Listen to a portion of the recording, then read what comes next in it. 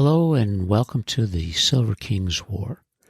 I'm Michael Sievers, the writer, producer, and creator of this podcast series about my father's Second World War as a B-26 bombardier. Today we begin the Silver King's transition from North America to his war in Europe as he rides the Queen Mary in September of 1944.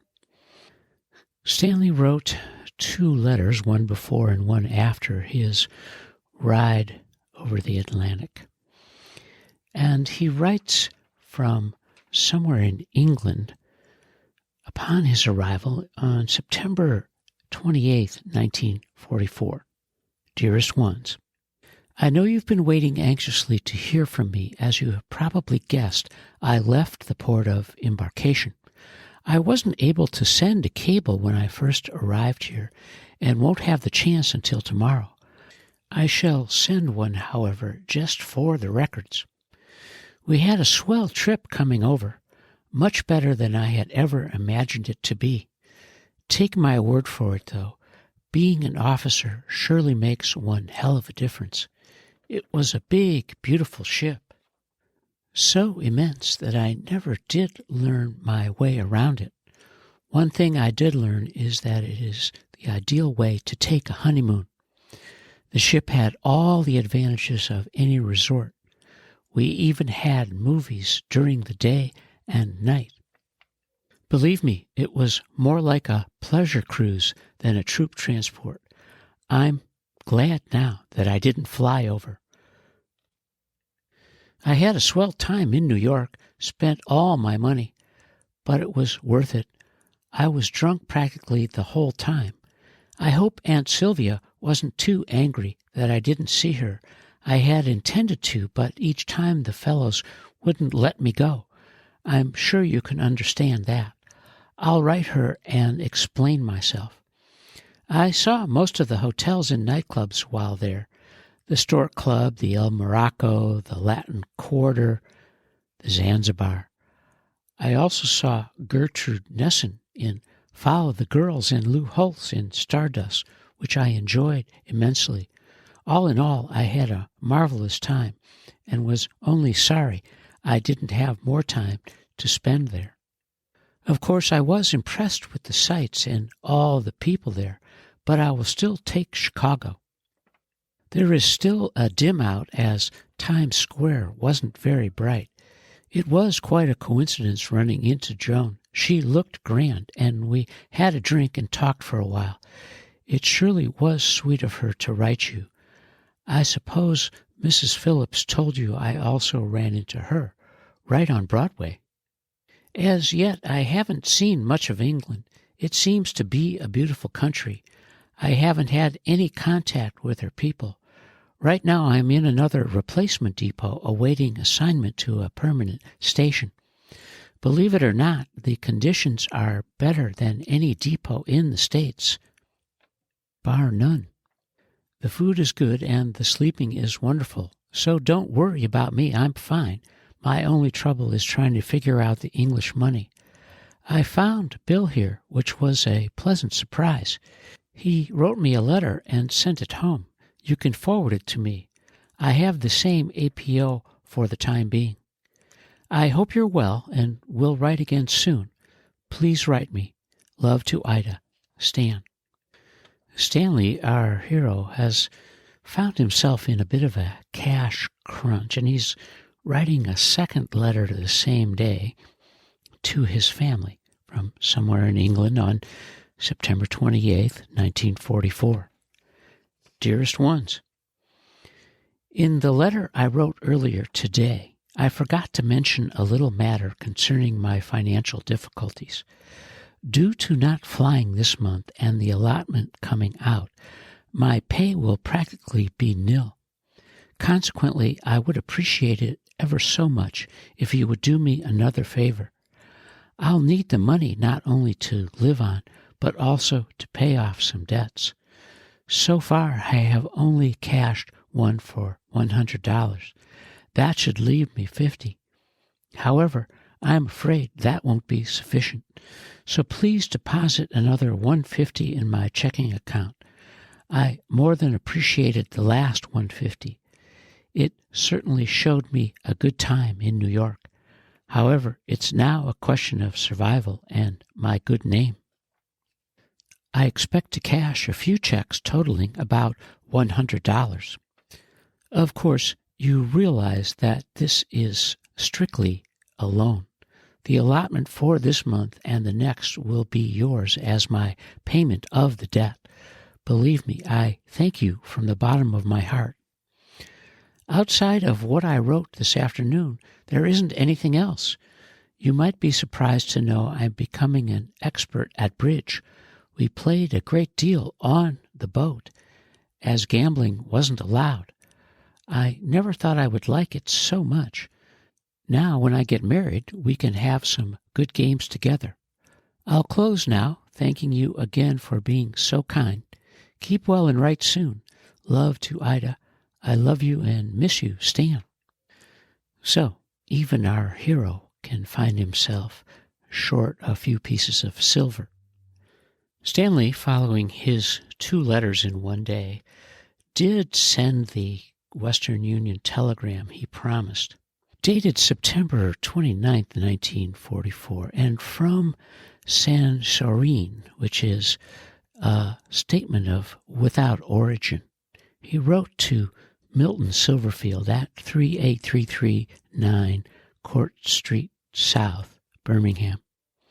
Am safe and well. Letter follows. Hope all well at home. Please write. Love, Stanley Silverfield. The Silver King has returned to writing mode, and he's produced another 3-page letter, this one dated September 30th, 1944. Dearest Ones, still haven't received any mail from you, and suppose it will be quite some time before I do. I sent you a cable yesterday which should ease your mind somewhat. I am feeling fine and can't complain about a thing, so please don't worry. I sincerely hope you're well and not too lonesome. I was able to secure a 6-hour pass last night to leave the post. I went to the nearest town, which is 3 miles away, and had to walk both ways. The transportation is practically nil here. I didn't mind, however, as it was a wonderful experience, and I succeeded in satisfying my curiosity. It was only a small place and looked like a picture.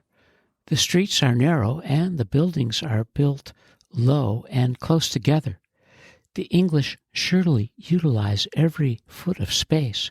Of course, there are no lights of any kind, as the blackout is still in effect. It is so dark you practically have to feel your way around. The only amusement is in the pubs, the English version of our honky-tonk. The only difference is that there is no dancing. Instead, the people usually sing, and it's just one big happy family. The people are very reserved, but friendly enough once the ice is broken. There is only beer in the way of drinking, but what beer? Believe me, it's something like you never tasted before. It's warm because they have no ice here, and it tastes like a flat beer that has been standing for ages. However, it is very potent, and after 4 or 5, it tastes like nice champagne. Perhaps the thing that surprised me the most was all the girls there. It was just like being back in the States. They aren't bad because they wear makeup and fancy hairdos. I guess it all comes from the American movies. I got quite a kick out of listening to them using American slang with an English accent. And there you have my picture of England thus far from my travels. I didn't go in tonight because I don't think I could take the walk again. I'm still waiting assignment to my permanent station. It should come any day now. I spent the morning censoring the enlisted men's mail, and this afternoon I played bridge. It will be hard going back to work except for the fact that they play for keeps over here. getting late, so I'll close for now. There will be an interval in my letters when I move again, so don't worry. Please take good care of yourselves and write often. Love to Ida. I love you and miss you, Stan. Now the Silver King is on his way across the English Channel, and it's never clear from his writing, of course, as to how he does it. Stanley, after warning his parents that they might not hear from him for a while, manages to write a letter while he's in transit to his base at A-72. And it's postmarked October 20th of 1944, just a few days after he arrived at his bomber group.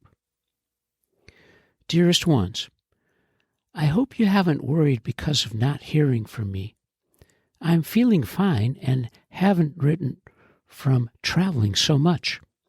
I left the replacement depot the day after I wrote you last, and I've been en route ever since.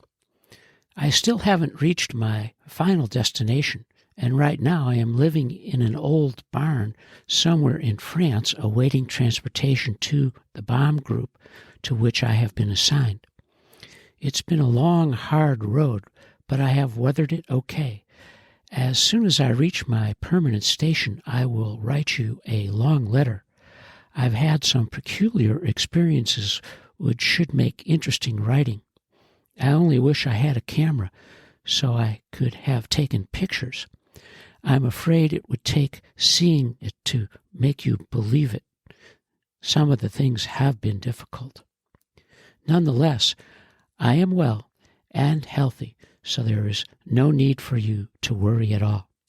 I do hope you're well and everything is all right. Write, please. Love to you, Stan. Stanley's letter from an old barn somewhere in France was written on Vmail, which was a necessary and important way to transmit information home.